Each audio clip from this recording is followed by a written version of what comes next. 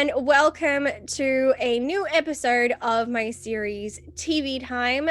Today I have with me a special guest. Today I have Gabriela of Film Poses and The Cherry Pick. Thank you so much for joining me today. For having me. I'm so excited. Me too. So everybody who is watching this, you may think that I've suddenly created a new series on my channel. I actually haven't. TV Time is a series that I exclusively have over on my Patreon or for my members only section on my YouTube channel. But when I started this series, I told myself that any show I came across that I felt was socially or politically relevant in any way, I would talk about publicly on my channel. And this one I feel kind of ticks some of my boxes. So that is why I am doing a public video on to the subject we're talking about today. And also because of the themes of the show that we are discussing, I felt I should get someone who's a little bit closer to home on the subject, which is why I have Gabriela with me today. So thank you for being willing to join me to talk about this crazy show that I made you watch. It was crazy, It was an experience. So as you It can see from was. the title, today we're talking about a show called Queen of Swords, which is a Canadian show that aired in 2000. It only ran for one season consisting of 22 episodes, but although it had filmed 22 episodes, it was cancelled after it aired its 8th episode, which is unfortunate. It's an action-adventure kind of period piece, and it's created by David Abramowitz and Linda Lukens. And it is set in the 19th century, early 1800s, and follows the character of Tessa Alvarado as she plays the Queen of Swords, who fights injustice in this little town in Spanish California. And Gabriella, when I threw this to you, you had never heard of this show, correct? None. Absolutely no idea that it even existed. And apparently you couldn't even find it anywhere. It's only available on some YouTube page, which, fun fact, the opening credits were in French. Yeah, that is partly because of it being a Canadian production. So obviously parts of I Canada they didn't know speak it was French. Canadian. I thought it was like American. I didn't really know it was Canadian. Yeah, that's the crazy thing. So it's a Canadian show that is also a UK production filmed in Spain. It was filmed in Spain? It was filmed in Spain. It's got a lot going on.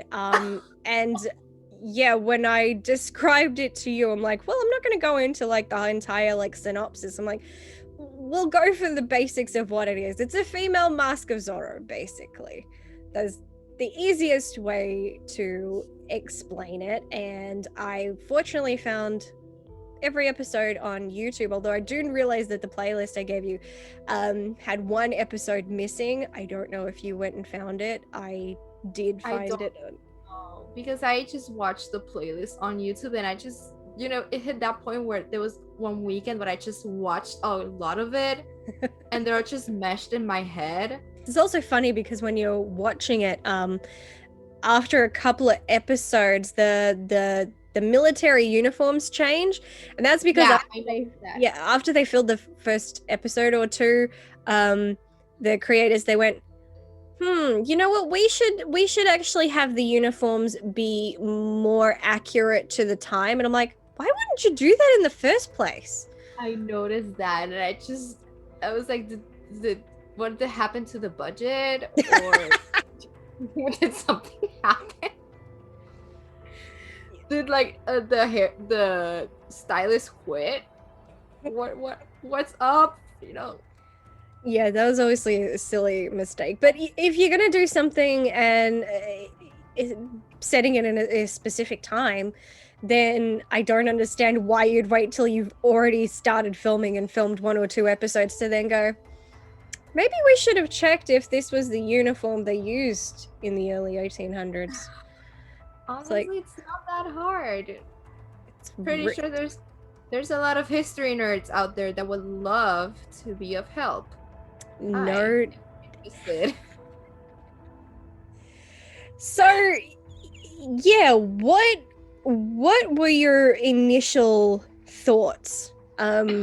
When like with the we'll start with just like going in with the first episode. What did you think when you finished the first episode? Like, were you kind of like, what has this woman gotten me into, or what?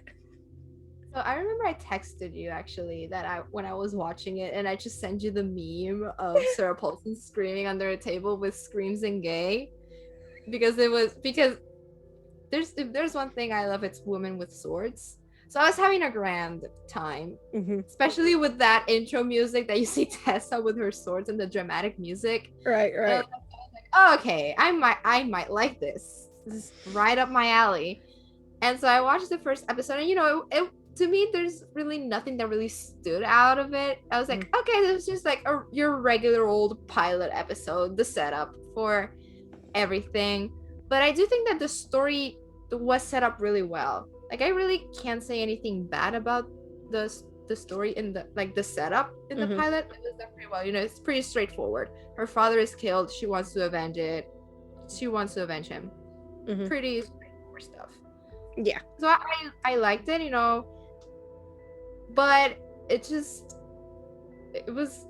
really felt like a CW show to me. Like that pilot again, I really can't say anything bad in terms of the story. It's just the dialogue and the acting. Yeah, that is true. Like, all Tessa does is just look mad all the time, or angsty. It's a pass out a lot. Poorly. Yeah. Actually, I do find it interesting that every time she faints, she keeps her eyes open. I'm like, you're doing that wrong. Yeah. But also how she just quickly decides, like, she quickly becomes the Queen of Swords without training.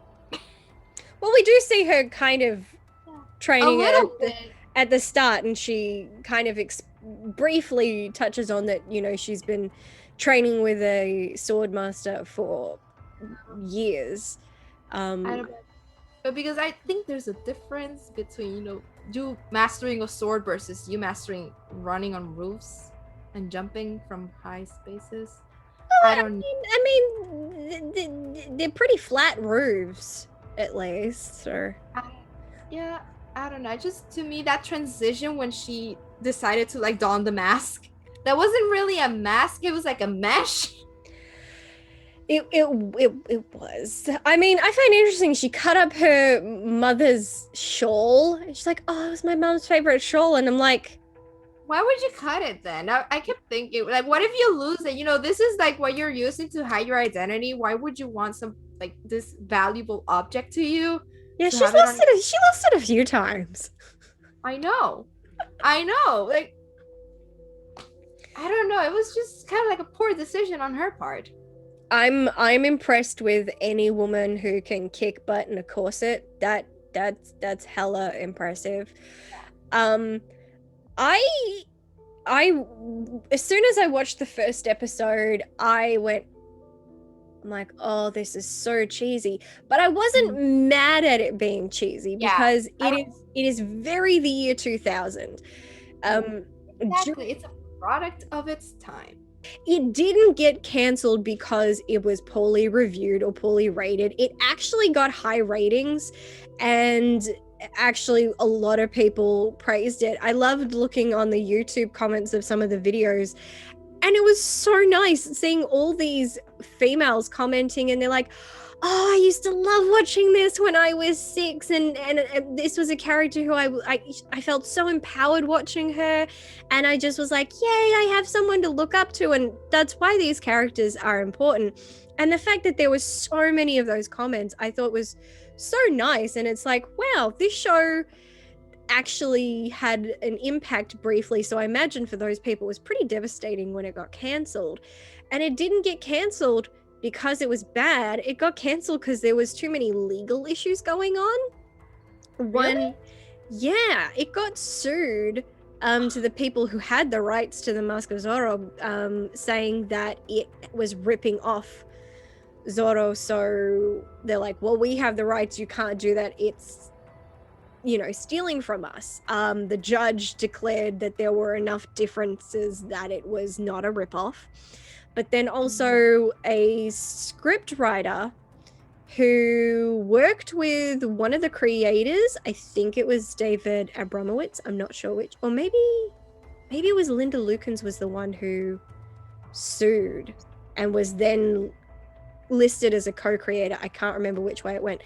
But when it was released, she dropped a lawsuit stating that her work had been plagiarized, saying that 10 years prior to this show's release, she came up with this exact story.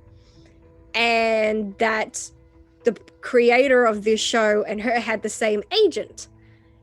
And so she ended up getting a listing on this show. And so, yeah, I think it was Linda Lukens. So she got a co-creator credit with the show because she had enough evidence to back up that this was kind of her concept that had been taken by some other guy. And he's like, nah, this is my idea. So she won that suit. I think she got financial and she got her name to be put on the show. And because there were just that many legal issues of everybody going, who's got the rights, who is it? I guess studios thought, this is too much and we got too much liability going on, so we're canceling the show. And that's a shame because from what I can tell, people really like this show. I mean, it was a fun show. The history of film and television is notorious for not casting people who are ethnically correct for the role. Whereas in this show, guaranteed there are a decent amount of British actors, but I would say for about every 10 Spanish-speaking actors, there's one English-speaking actor playing a Spanish person. So for the year 2000, those odds are actually incredibly impressive. I was just impressed that they actually had Tessa be played by a Latinx woman. Yeah. Tessie Santiago is her name? Yes. That she's Cuban. She's of Cuban descent. So I was actually like really impressed that they actually had a Latinx actress play the role. So yeah, that to me, I was shocked, honestly. I was shocked because when I saw the year, I was like, oh, this is going to be a bunch of white people.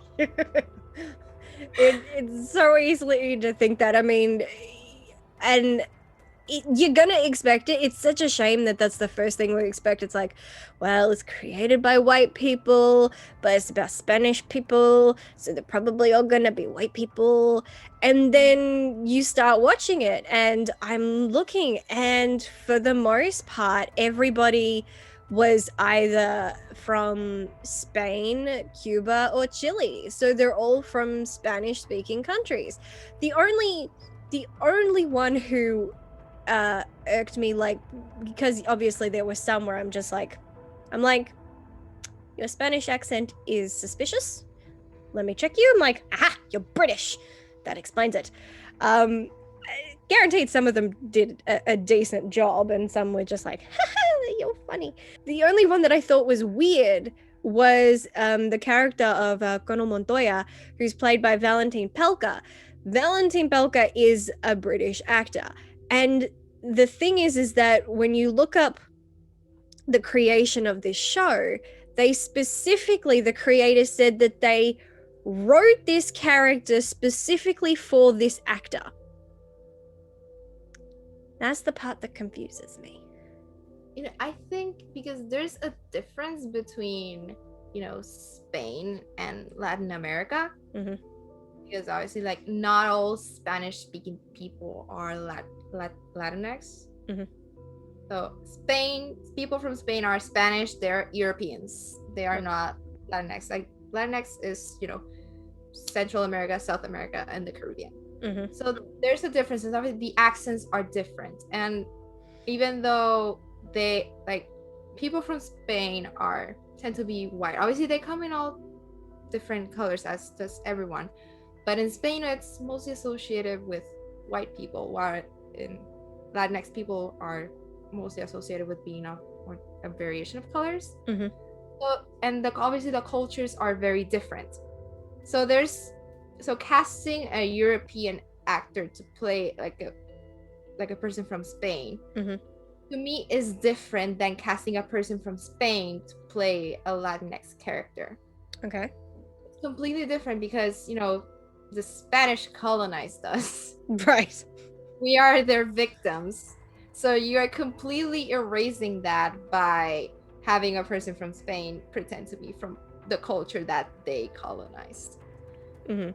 And How do you feel about the reverse, where it's actors from Cuba and Chile playing people from Spain? I mean, it could be argued that it could be the same thing. Mhm. But again, it kind of goes with how, when a character in a book is white and then when they do the film, they cast, a person of color Mhm. in it. It doesn't really matter because it's kind of like saying that the default is white. Right. But but obviously, like, again, Spanish culture is completely different from our culture, even though there are some things that could be found in different Latin American cultures that come from Spain. Mhm. They're still completely different things. So again, it shouldn't be done. I feel like you should cast people from Spain to play Spanish people. Mhm. But casting, a Chilean actor to play a Spanish people, I don't know. To me, maybe I'm wrong at this. It's your opinion, and you're of course entitled to it. Yeah, but I don't. It doesn't really bother me as much as when it's a person from Spain, because I think it mostly stems from the fact that people think that every person that speaks Spanish is Latinx. Right. And that's not the case. Mhm. So, but I mean, there's a mess right now going on with Javier Bardem playing Desi from I Love Lucy. Right. Because Desi, the real one, he was from Cuba. And it was very important that he was Cuban because he was the first Latinx person in television and that brought his culture. Ricky Ricardo and Lucy, come on, it was huge. And then you completely erase that by having Javier Bardem, which, don't get me wrong, I love Javier Bardem, but he does, it's not the same thing because he's from Spain. And I don't know, it's just a very complicated conversation. It is, and it's always going to be. I can only look at it as, because obviously I'm a white person, so my opinion don't really mean that much on the issue. So, but I can only look at it as, for the year 2000, for them to even have actors who speak the language, even if obviously, and we were just having this conversation that different countries that may speak Spanish don't necessarily speak Spanish the same, but considering we're still, trying to just get like any form of representation, and it's like, here's a show that actually had a lot of representation. You have a strong female lead who's there to represent for at the time, not represented people, and they cast someone who is of Cuban and Spanish descent. Yeah, we have so many shows, and we look back and they have they can be great shows, and we're like, yay, they were empowering. But then you look at the people that they offend, and it's usually by casting, often it's like casting someone who's white to play someone who is not white. And so it's like, great for, it's like, if it's a woman, it's like, okay, women, we get to look up to that. But if you are someone of that nationality that they are portraying, and you're like, but you're not me, it's a sucky feeling. So the fact that this show has a strong female lead, and yet is a Spanish character played by someone of Cuban and Spanish descent, that's in the year 2000, it's like striking gold. It truly is. It truly is. And like we were talking about before we actually started recording, you were talking about how you don't like how sometimes Australians are portrayed in American media. Mm-hmm. So it kind of goes back to that conversation that we were having, because if, you know, obviously people from different countries, they are not a monolith. They're completely different. So casting should be accurate to the purchase. Kind of like when they cast, they do this a lot in the US, where they cast, you know, a Mexican to play a Cuban, or a Cuban to play a Venezuelan. It's kind of like, why can't you just cast someone who's you know, an actual Venezuelan or an actual Cuban? Right. You know, not all Latinx are Mexican. Right. They're different cultures. And in the US, they think that we're all Mexico. Like every time I go to the US, it's kind of like, oh, are you from Mexico? No, not. And it's annoying. So it's a whole thing. Yeah, and it's West Side, like when you mention, you know, casting a white person as you know, a Latinx person, West Side Story always comes to mind. Which is, I now know never to say West Side Story around here. It's triggering. I can see it. There's two things. It's a running joke in my podcast, where if you're gonna mention them, give me a trigger warning so that I can be ready to be pissed off. And it's West Side Story and Dear Evan Hansen. Okay. Well, I can pretty much guarantee I'm not going to bring up either of those around you, so you're safe with me. Great. But, you know, when you were saying before, like, is it, you know, you weren't sure if your opinion on the matter is the correct one. The thing about opinions is there isn't really a wrong or a right with opinions, but, and I'm glad that you mentioned it before we when we were just chit-chatting, and it's always interesting. It's why I love having a back and forth with people, because there's things that I know, but there's kind of a difference between knowing something and being aware of something. You wouldn't think that there is, but there is. There's a fine difference. I can know something and not be 100% aware. And so I know that there are different Spanish dialects all around the world. And yet, until you were completely saying that and having those stories of here's a word we don't have and here's a word that it means something over there versus over here, and that kind of context puts it into perspective. And so if you look at things from that perspective of, yes, all these countries speak Spanish, but they're not all speaking the same Spanish, then if you look at it like that, it makes sense to go, well, yeah, if you want people who were going to speak Spanish from Spain, then it would probably make more sense to hire Spanish actors. But considering, you know, everybody's speaking English, I guess you can go in any direction. My only gripe was just that whole casting Valentin Pelka, who is British and of I think he's of like Danish Irish descent or something, so there's no Spanish in his heritage. And it's the fact that the creators specifically said they wrote the character for this specific actor, and that's such a weird thing that I can't rationalize in my head, because I've just finished writing my first script, and when I was thinking of a character who I wanted to be Asian, I was thinking of the traits of this character, and the first person that popped into my head when I was just thinking of these traits was Michelle Yeoh, because I associate her with those traits, because I think she's absolutely gorgeous and a phenomenal actress. And I'm just like, that would be like if I had this character, and I'm just like, you know what? Anna Kendrick would be amazing in this role. Yeah, that's how I look at it in my head. I can't understand. It's like, yeah, I'm writing an Asian character. Yeah, Anna Kendrick should play it. What?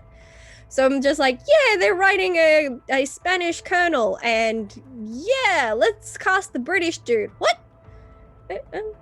I mean, he did a good job, but I mean, it's kind of like the show, The Spanish Princess. that one I do I not don't know. know. So it's basically it's on the Stars channel, and so they did. It's based on a series of books leading up to like the Tudor era. Mhm. So basically the Spanish Princess is the story of his first wife, Catherine of Aragon, who's Okay. from Spain. And so they had a British actress play her. So while she did a good job, but you can tell that she had just learned Spanish by the way she spoke. Mhm. Her accent wasn't very fluent as the actual Spanish actors that were in the show. Mhm. And they have her speak English most of the time rather than Spanish, while this real Spanish actors spoke more Spanish. Right. So going back, why can't you just get someone that actually speaks the language? Mhm. But again, I can't me being a Puerto Rican and my Spanish being completely different from Spain and other countries, I can't imagine being hired and say a line with a phrase that means something completely, because I would just lose it. We were talking about this. In Spain, they say a lot like this word when you watch Spanish movies. Mhm. They have this word that they say a lot when they're mad, and it's joder. Mhm. So we use it in a completely different context. So being hired to be like joder tío, God, I would lose my mind because I laugh every time I hear it. So I don't know how it just doesn't feel right. I understand that, and it's very deceptive and kind of prevents other people from being educated properly. Like, I grew up watching the 1998 film The Mask of Zorro, and I don't get me wrong, I love that film. But it wasn't until I was in my late teens that I learned that Anthony Hopkins and Catherine Zeta-Jones were not Spanish. I didn't know that. I did not know they were Welsh. I had no idea Catherine Zeta-Jones was Welsh because she has been sold to me as Spanish and Latina for so many years. I know, it's weird, and then you hear it, and then of course when you watch her with things, and then she has an American accent. So then I'm just like, oh, she's American. And then I heard her in an interview one day, and I'm like, where'd the British accent come from? It's like, oh, she's Welsh. I'm like, what? Wait, she has a British accent? She does. It's very posh and very like, oh, what? I found out she was Welsh because I was just Wikipedia random stuff, and I ended up in her Wikipedia page, and that's when I read that she was from Wales. And look up one of her interviews on Graham Norton's show, and yeah, you'll hear she's British accent. And when I've heard her with accents, I just, oh, she's acting, she's making up her accent. I know, and that's weird because, like you said, like that was kind of the first. Actually, no, I think probably the first thing I ever saw her in was Phantom. I think she had it. I think she might have had a British accent in that, but I think I thought that was her acting as a British accent. I didn't think that was her accent. And then I saw her in Mask of Zorro, and I'm like, oh, they cast her because she's Spanish. I'm like, yeah, cool, that makes sense. So I just always thought that. Also, yeah, I actually love the Zorro movies. I love those movies, but and obviously Antonio Banderas is from Spain, so at least they got Zorro right. Yeah. So Isabel Allende, that was the original novel that was written, which I read, and I actually really love that novel. Mm-hmm. And I did a short film on it for one of my classes, and I still have it, and it's the funniest thing ever. So Isabel Allende, she's from Chile, and so she's one of like the most prominent, most famous writers from Latin America. We love her, like absolutely adore her. So obviously, like Zorro is always has always been there's been different adaptations. There's been adaptations that have it set in Spain with people from Spain, and there has been adaptations with being in California when the Mexicans were moving to California. So there's been different aspects of it. So I've always seen Zorro that is a story that could be told from both aspects. Mm-hmm. But also the Zorro movies from Antonio Banderas, they focus on California, Mm-hmm. which was prominently known to have Mexican people in it more so than people from Spain. So it was kind of weird that obviously it was Antonio Banderas and Catherine Zeta-Jones as Zorro and Esmeralda, which it's a crazy thing, and it's crazy also looking back and you learning these things. And then I remember noticing, I'm like, they really tanned up Anthony Hopkins so that he looked more ethnic. And I'm like, I'm like looking back, I'm like, oh, I'm like, he looked kind of hot with it, but now we're kind of bordering on blackface, because, and I don't know, like there are times when Tropic Thunder, that's different. That was a commentary on why blackface is bad. So obviously, like, Anthony Hopkins did great, and I think he did Spanish accent so well and all that stuff. But then I'm like, why did you tan him up? Why did you? exactly, again, there are a lot of white people in Spain. Yes, he could just be a white Spanish person. Like, that's not a big deal, because obviously actors learn new accents for roles all the time. Right. So I don't think him playing a person from Spain, like, that's fine, but there's no need to tan him up to make him look ethnic. That's when it crosses the line. If you see that going on, you can translate it as white people were behind the scenes and just immediately assume if you speak Spanish, you are a colored person. And that, yeah, exactly, that's what we're talking about. Yeah, that's when we get into that's where systemic racism comes into. It's not in, obviously nobody, I don't think everybody who does that is intentionally trying to be racist, but they are showing ignorance, and ignorance can be fixed. Okay. So obviously with this, there's things that are, I'm like, yay, accurate, and then things like, meh. But then again, like I said, I just have to keep looking at it from the year it came out, and just like, yeah, for the year 2000, this is pretty impressive. I still gotta say that. And then just as I was giving it some praise on its representation, it has a couple episodes that prove me wrong. I still think overall I had so much fun with this show, but there's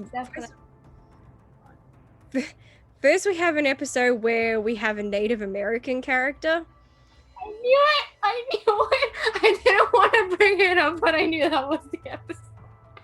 And fun fact, the guy who played the Native American characters was Gael Garcia. Yeah. We had a Spanish guy playing a Native American. How about that? No, Gael Garcia Bernal is Mexican. Oh, he's Mexican. Sorry. I looked, you know what? I've been looking up everybody, so everybody's countries are blurring together. I do know one person was from Portugal, but I don't remember which person that was. And I know that. Yeah, they have an episode where the military of this small town have robbed the grave of a Native American shaman. It's like, that's a thing obviously indicative of the time. If ever they depicted Native Americans on screen, rarely did they use Native Americans, and they were always involving shamans. Always. One episode where it's just this guy with the most random black chapstick lines put on his face that don't mean anything. They were literally just lines. And he's trying to get back the death mask, which was made of pure gold and a giant ass piece of it that was taken from his father's grave. I understand the story of retribution and all that, and honor and all that, but even I had to go, I'm like, if Native Americans, and I'm like, I do believe some Native Americans did have death masks, they didn't look like that. And then I'm like, could it possibly be like Aztec? And I was going everywhere. I was looking up Aztec, Mayan, Incan, and I'm like, we're kind of getting close with Incan, so we're moving further down. So we're getting somewhere into South America now, but I'm just like, but that's not Native American. And still, every death mask I looked up, none of them looked like that. That goes again. They just think that they're a monolith when there are natives that have completely different cultures from all over the world and completely different countries. You know, obviously a Native American from obviously the United States, it's not the same as a native from Mexico or from Brazil or even Australia. It's completely different. So you can just pretend to have, you know, like one, like that death mask you're mentioning. You can pretend that death mask represents how All they death actually masks are. All death masks, and even if they have them in some cultures, because because maybe some countries never had them and they had something different. Every culture is completely different. It's awkward because there are certain things. It's like you could have just opened a book. Like I don't know how. I don't think Google was around in the year 2000. I don't remember what year it launched, but encyclopedias was still a thing. And go to the library, open up a page, and ta-da! Or go to a university and ask a professor. Yes, they'll give you free advice. Yeah, gotta use. Yeah, like people spend years studying subjects like that. Like, shouldn't be have to be like, hey, so I'm working on this. I just want to make sure that I have this correct. And it's a shame because that is still the storyline itself does work. I mean, military folk who have invaded and are just stealing from Native Americans. That's a very real and relevant story. It's like, why do you always have to do this to the Native Americans? Just be nice to them for once. And they almost had me until we got to the dragon episode, and we have two. I love her face. And we have two Asian characters. Now these characters are meant to be from Japan. They're monks and they're samurai. I don't know how that works. I don't think you can be both. That's quite a contradiction because one is a pacifist and one is not. Yeah, that's what I kept asking myself. Why? The master is actually a British actor, but he was born in Shanghai, so there's that. And the actress, she's Korean, so neither of them were Japanese. And I was like laser focused, like I'm like, well, obviously they didn't racially cast accurately. Okay, moving on. I'm listening. I'm like, what are you gonna get wrong about Japanese culture? And it's like, here's a katana. I'm like, okay, that's Japanese. It's like, here's some throwing stars. I'm like, okay, that's Japanese. I'm like, did samurai use these? I'm like, yes, apparently they used all of these. Yes, okay, I'm with you so far. And then they throw out things that are just like, so what you do, like stereotypical Asian things. It's like, I'm fighting for the honor of my ancestors and all this stuff. I'm like, that's a line I've heard many a time. But then they got one where I'm like, haha, that's a white person wrote that. And I'm like, I can judge white people because I am one. Fuck it, everybody can judge white people. We've earned it. Bring it on. She's talking about the dragon, and she's given Tessa her katana. What wasn't even her katana? Didn't she? I don't know. Suddenly she had got a sword from him, but she already had a sword. I'm lost. She had gotten it from like her father or something. Well, it's weird because when she showed up, she didn't have a sword, and then she got a sword from the colonel.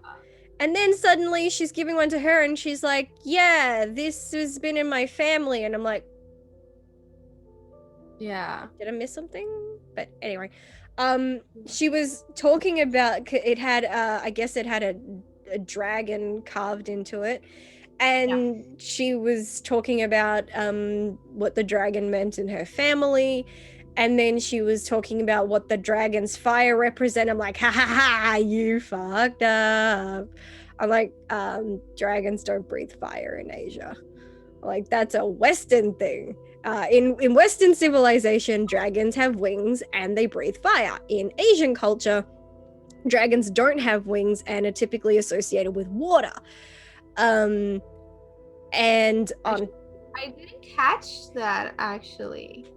I mean, I remember the line, but I honestly didn't think of that. Like, I just knew that a white person was involved in this just based on everything. I love mythology from around the world, so I study this just for fun all the time. So I pick up on those little things.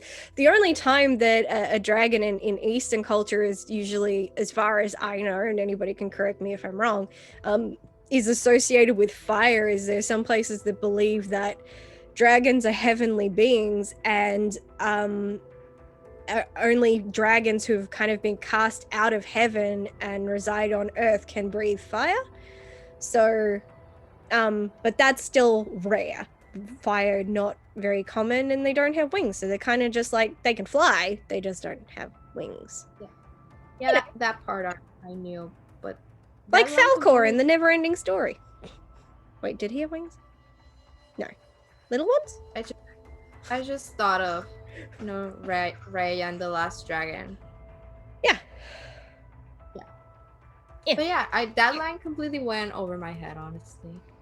I also found it really, I'm like, what are the chances that this Spanish colonel speaks Japanese and is completely well versed in Japanese culture? I'm like, now that's unbelievable. Yeah. But also, you know, I'm just glad that they actually cast Asian people. Yeah. And they didn't have a white person dress up as an Asian person. Like, looking at you, John Wayne. Sorry, I can't. Every time I hear that, I just picture John Wayne playing Genghis Khan. It's the first thing that pops into my head.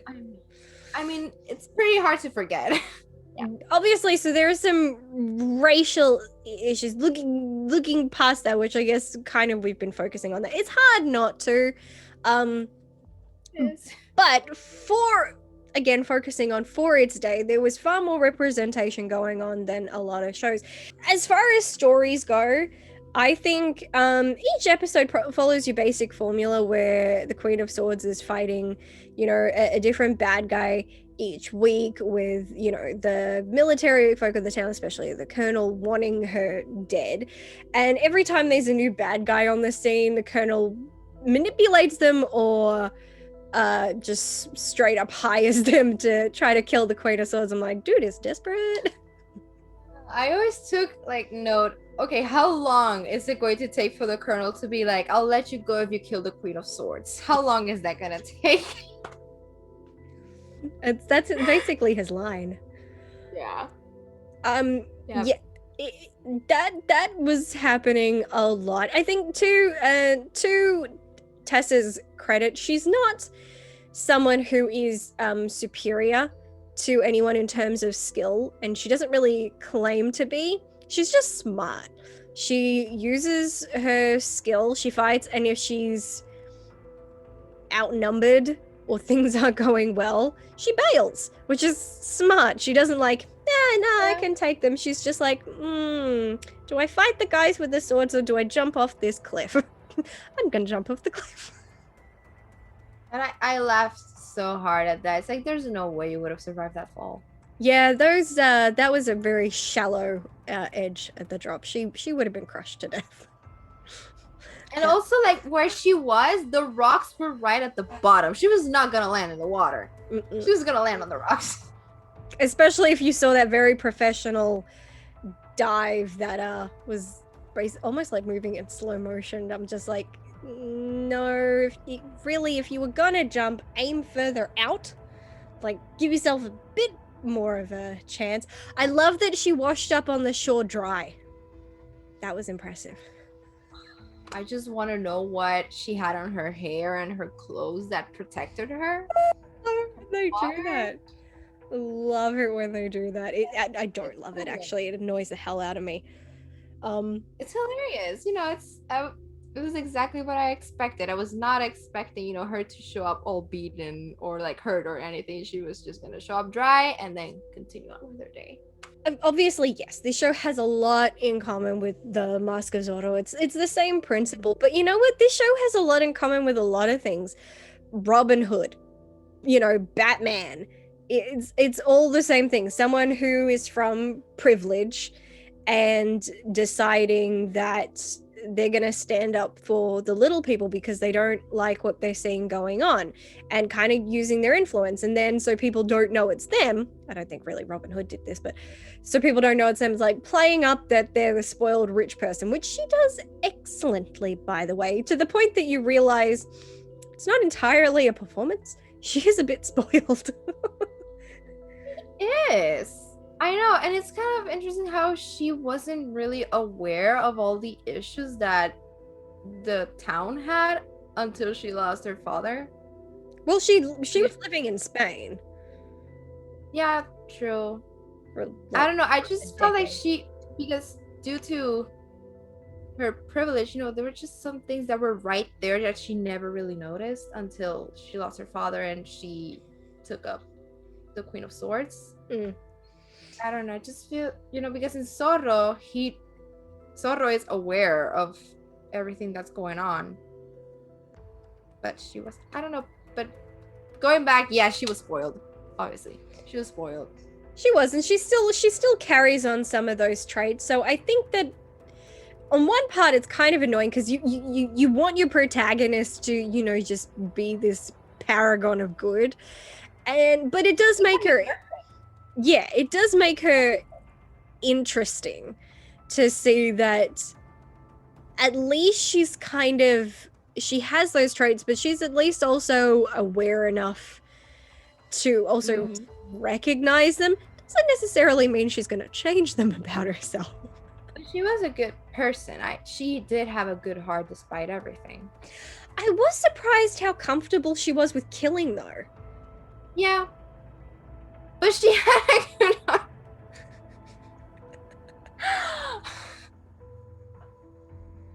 It sounds so crazy when I say it. It's like I'm defending a psychopath, but I don't think she's a psychopath. She had a good heart in terms that she was willing to do anything to help people.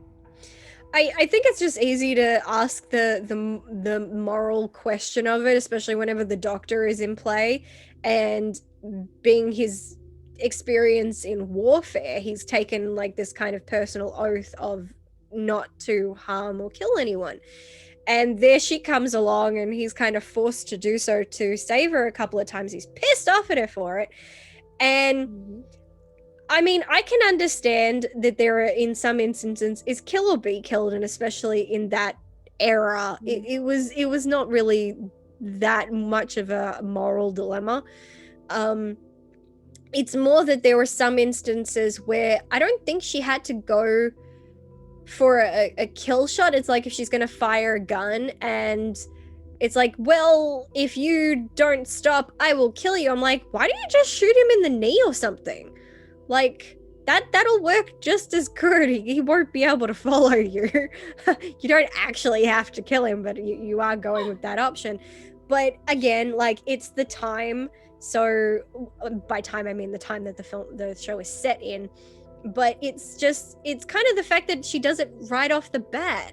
Like, I would expect that, you've been living in your lofty tower and you just killed someone. That there should have just been like a reaction from her that first time she takes a life.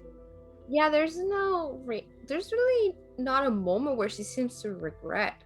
Like, she just kills people and goes back to and goes home and says, I miss the parties in Madrid.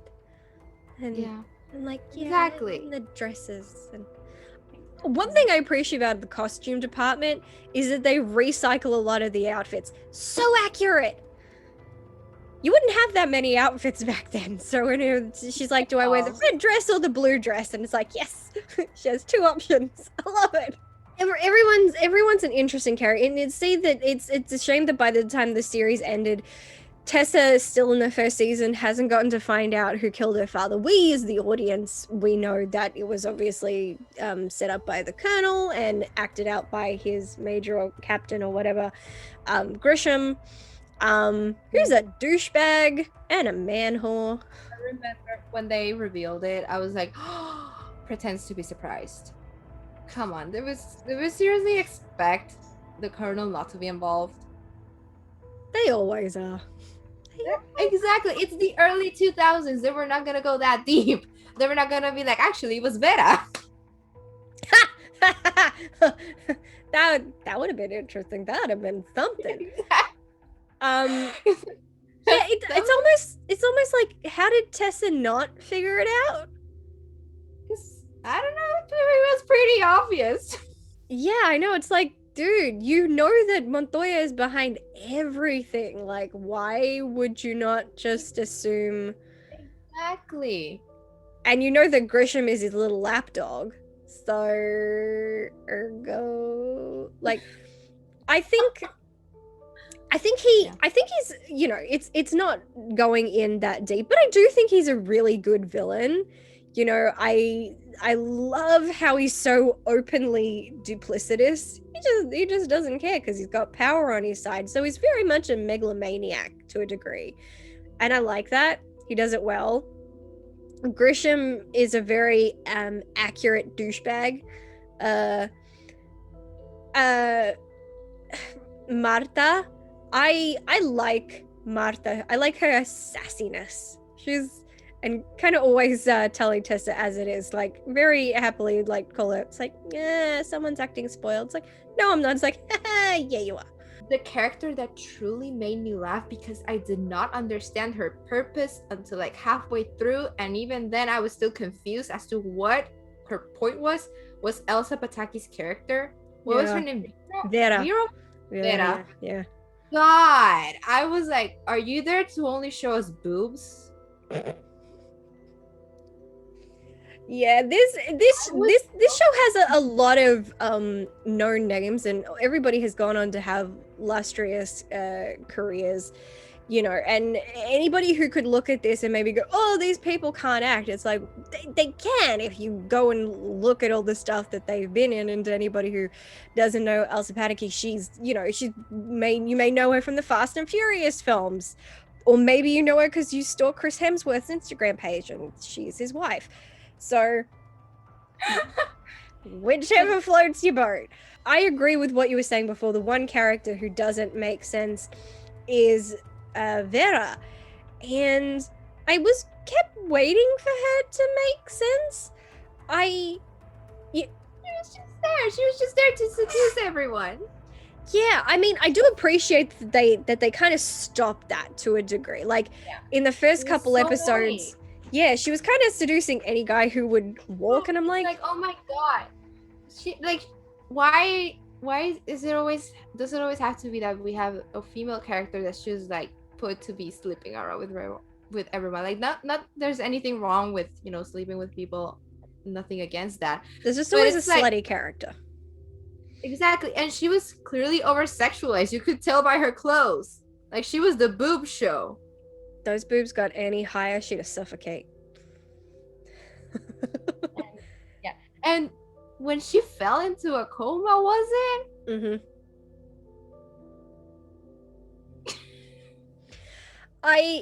It's a shame. I appreciate that they, after a couple episodes, are like, okay, we're gonna stop having her hit on every male in town, and we'll just stick to her having an affair with Captain Grisham. She has shit taste in lovers, I will say that. Like, I get he's good looking, but you seriously observe him treating everybody like shit and killing people, and you still want to jump into bed with him. You're very strange. I did appreciate when they got to an episode where they gave her more of a backstory and talked about, it's like, oh, this guy was my husband, and you feel bad for her because she's like, I was 14, he was 20, and I'm like, I don't care if it's 1800 or 1900 or 2000. I'm like, that is disturbing, and I feel sorry for you because, you know, she's like, he was so handsome, he was so this. I'm like, bitch was groomed. Like, I don't care what year it is. I don't care if it was socially acceptable back then. It's Still a child. Yeah, it's still an adult manipulating a child. And so I like that episode because we kind of see that she actually does love her husband. She loves Gaspar and she has respect for him, even like when he's like locked in prison. And she was like, it's not about, it was a little bit about losing her money, but you could tell there were just moments where she was protective of her husband. And you could see that she has a genuine respect for him because he has loved and taken such good care of her. And she does care about him. So I'm like, okay, I'm very glad to hear that. I'm like, stop hooking up with Grisham then. God damn it. But it kind of, on one hand, it gave me a little bit of respect for her because I'm like, okay, she's not necessarily a gold digger. She's someone who came from a very hard life and she wants something better for herself. I'm like, okay, that's something a little bit more human. So I like that. But then I'm just like, but you're basically having an affair with a guy who is no different to your former husband. So what's up with that? And then by the final episode, the fact that she knew that Grisham caused her accident, Grisham lied about the accident, and Grisham was drugging her to keep her unconscious and tried to kill her, and she still jumped into bed with him. Like, I'm telling you. I feel like if we had gotten season 2, Vera would have been like seeking revenge against Grisham. Oh god, that would have been awesome. Because I think she could do it. I know she had potential. That's what pissed me off the most, because she had potential. She did. There are moments when they get her to do something aside from just playing the sexy character. She's actually quite capable and is actually stronger than people give her credit for. And that was one of the things that's a shame that this show didn't get any recognition and that it didn't go further, is because it actually had a lot of strong female characters. Vera is questionable, but she had potential. And if you had more seasons, you could actually see it's like, okay, you can look at her as someone who can grow further. And I like that. But Tessa is obviously a strong character. She's the Queen of Swords, so there's nothing there. Marta, she's very strong and she's very capable and she does everything without wearing a mask, but because she's a servant, she's kind of immediately overlooked. So that kind of works in her favor. But then we have guest appearances. Bo Derek showed up, and I think that was in the episode that was missing for you. Fortunately, she's not playing a Spanish person. She's playing an English person, so that's okay. My favorite guest star was actually Cris de la Fuente. Really? He played Antonio, which was Tesa's former. It's just that he's in a lot of telenovelas I used to watch with my mom. Aww. So I saw him and I lost my mind. Because he looks exactly the same. He hasn't aged in 20 years. Look him up. I did, and I kind of like, I'm like, are they still using an old picture of him? And they're like, no, he still looks like that. Wow. I lost my mind. I was like, there's no way that's Cris de la Fuente. This show is 20 years old. You're lying to me. Does he have a brother or anything? I just looked up and it was him. And then he died. So I was like, well, this trip back to memory lane was all for nothing. Thank you for killing him, I guess. It was nice while it lasted. That was unfortunate. Yeah, but yeah, Bo Derek, she's, well, they call her a pirate, but she's more like a pirate hunter or a bounty hunter of some point, but who's protecting her.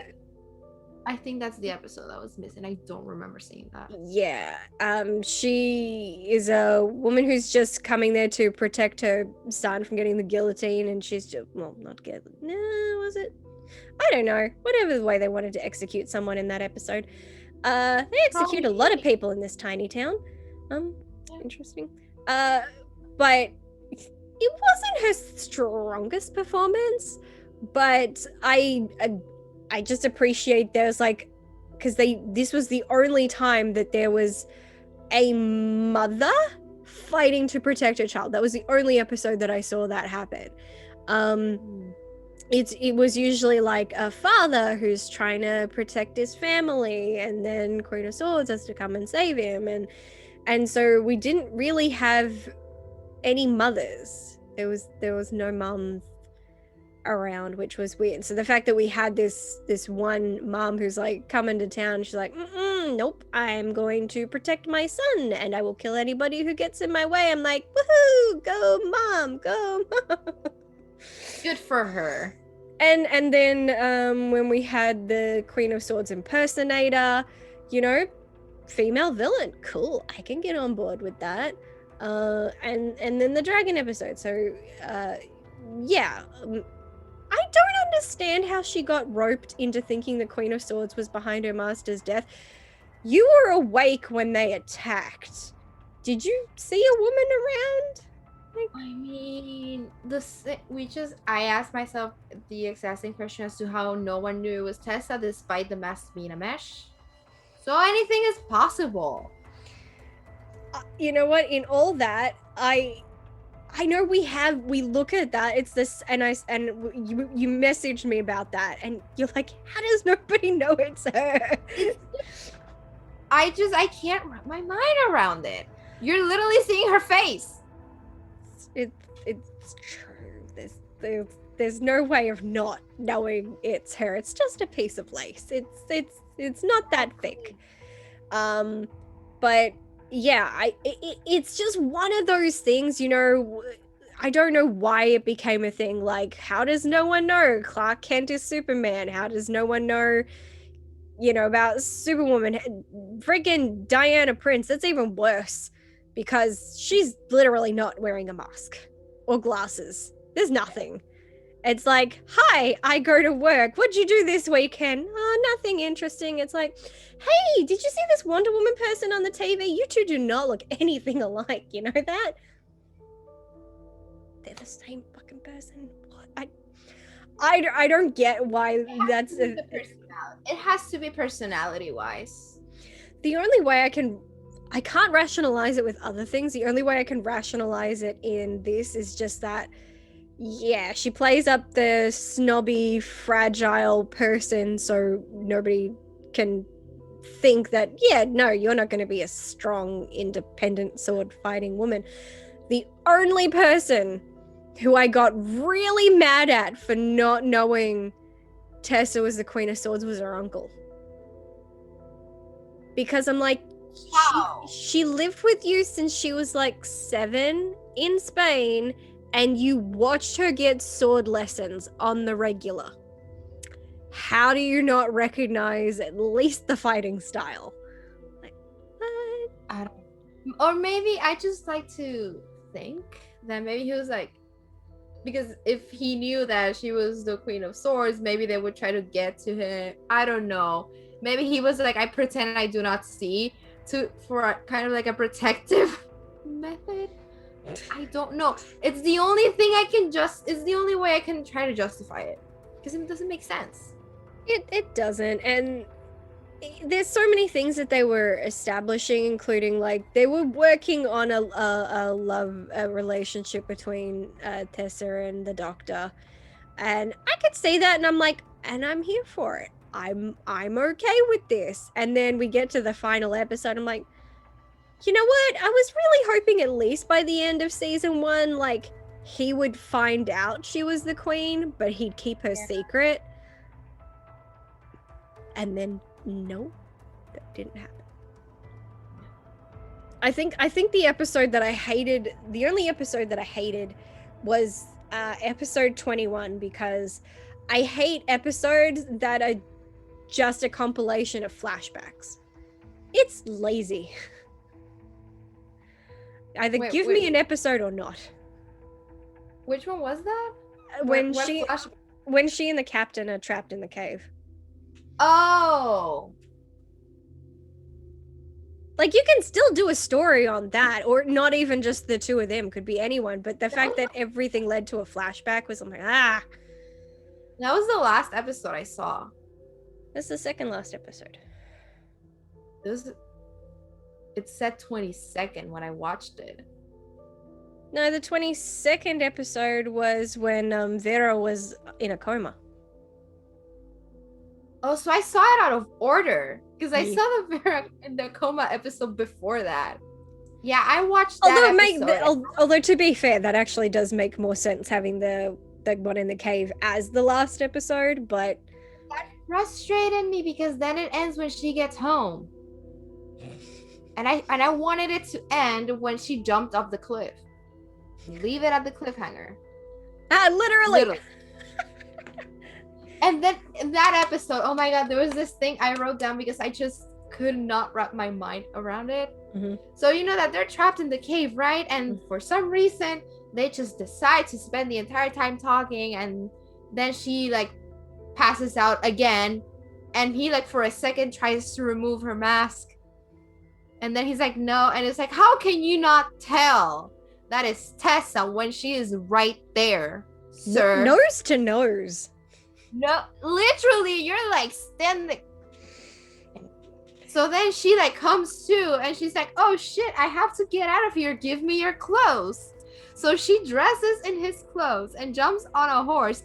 And then when she returns to her house, like she somehow styled his clothes to fit her perfectly. The way that her uniform fits her. It's like, how does not anyone know that that's the Queen of Swords when the outfit is literally the same one except it's a white shirt?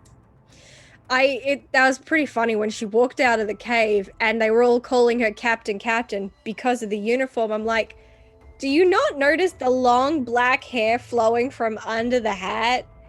Like you, or that she's, I'm like, you know, she's the captain's a blonde white dude, right? And she's smaller than him. He's taller than her. How can you not see that that is clearly a person with a different height? There are so many nuggets like that in every single episode, and you just gotta go with it and just put realism so far out of your mind. Like, just think of it like a superhero film.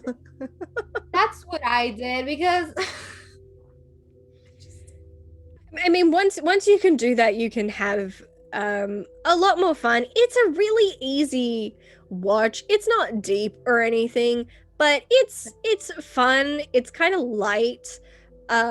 It still has the story of, you know, good fighting against evil, someone fighting against corruption. A lot of those things are still relevant.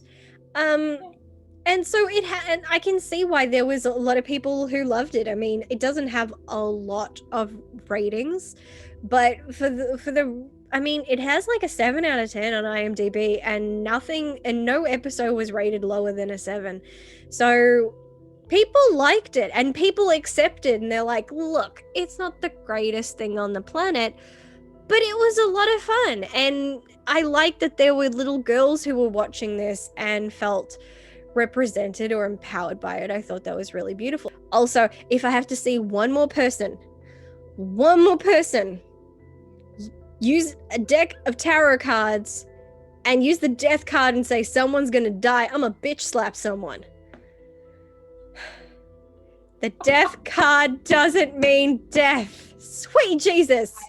You're bad. I learned that through a friend, because she does tarot readings, and I was like, no, don't do mine because I'm paranoid I'll get the death card. And she explained to me that doesn't mean that you're gonna die or a person is gonna die. It means like the end of a journey, or could be many things. Rebirth and new beginnings.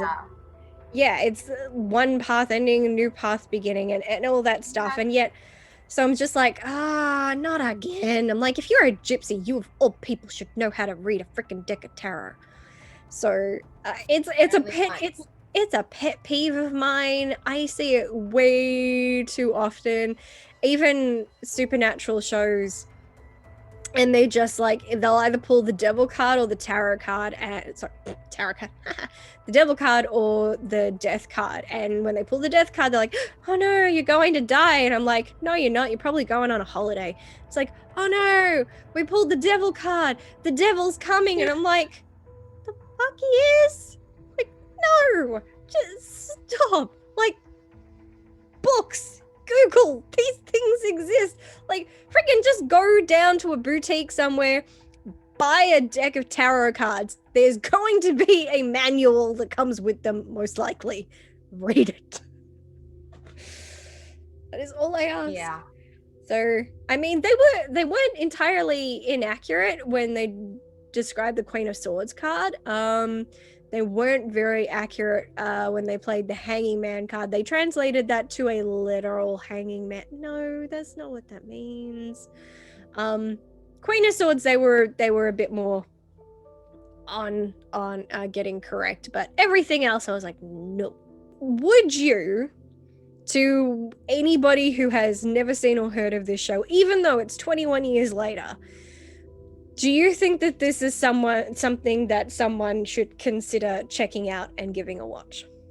I mean, it's a lot of fun. And, you know, again, in this current world that we live in, when basically people have consumed every piece of content available, discovering new ones, it's kind of, you know, the best thing ever.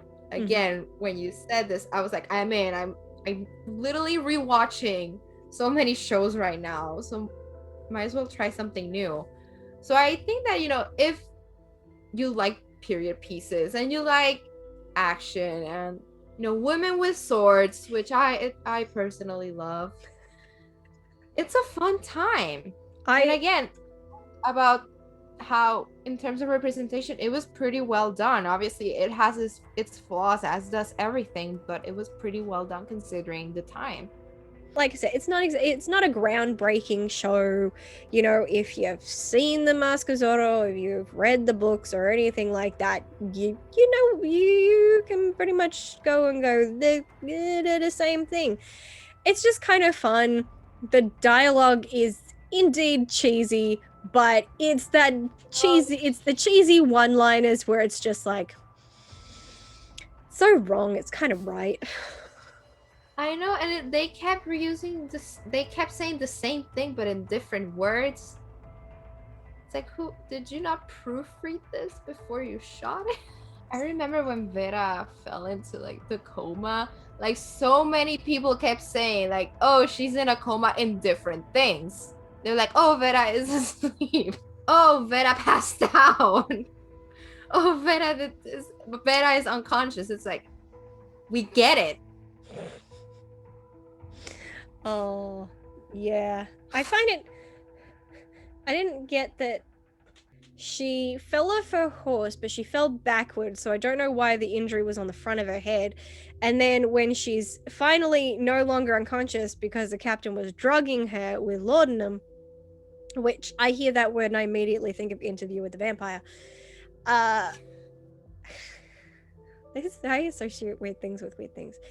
And she wakes up and the whole time she's rubbing the back of her head and she goes, ow, ow. And I'm like, but the cut is here. Why are you not holding here? Like, why did they paint that on for nothing? I mean, I admit that was actually still kind of a funny point where she's just waking up. She's like, what did she say? She wakes up and she just goes, every time I wake up, I'm somewhere else. I thought that was actually funny because it's like, it's true. Every time she wakes up, she is somewhere else. People been moving her around in her sleep. It's like freaking Snow White. It's like, why am I in a coffin?